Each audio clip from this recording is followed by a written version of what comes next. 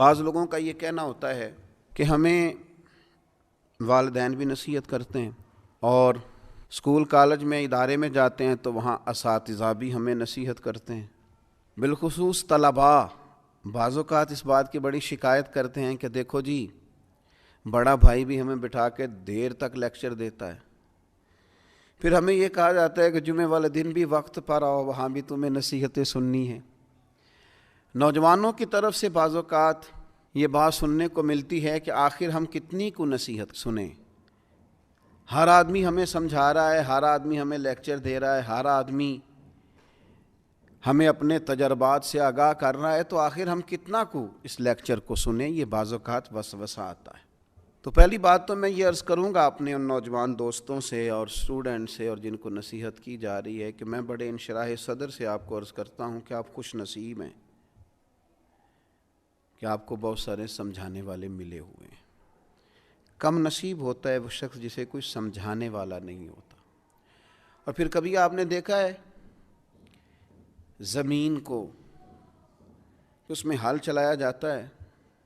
بیج بو دیا جاتا ہے، فصل اگاتی ہے، اس فصل کو کاٹ کے پھر سے بیج بویا جاتا ہے اور پھر سے فصل اگتی ہے اور پھر سے اس زمین کے سینے پر ہل چلتا ہے۔ وہ کتنی ہی فصلیں دیتی ہے، وہ کتنے ہی درخت اگاتی ہے، وہ کتنا ہی انسانوں کا جانوروں کا فائدہ کرتی ہے، کتنے ہی لوگوں کو غذا اور خوراک مہیا کرتی ہے، لیکن کبھی یہ نہیں کہتی کہ آخر میں کتنا کو ہل چلاؤں گی، میرے اندر کتنا کو بیج بویا جائے گا۔ لیکن وہ زمین ہے، اس کے سینے کو اللہ نے اتنی وسعت دی ہے کہ ہر آنے والا بیج اپنے سینے میں قبول کرتی ہے اور ہر موسم کا نیا پھل اور نئی فصل اور نئی سبزی قوم کو فراہم کرتی ہے۔ تو سینہ بڑا رکھیں۔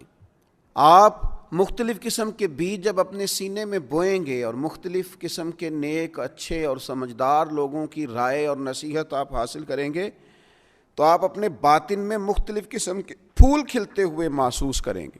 آپ کی طبیعت کے اندر مختلف قسم کی خوبصورتیاں پیدا ہوں گی۔ نبی اکرم صلی اللہ تعالیٰ علیہ وسلم نے فرمایا، مشکوٰۃ شریف میں حدیث موجود ہے، حضور فرماتے ہیں مومن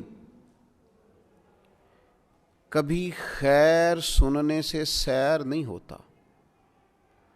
مومن کا کبھی پیٹ نہیں بھرتا خیر سننے سے، وہ خیر سنتا رہتا ہے، سنتا رہتا ہے، سنتا رہتا ہے،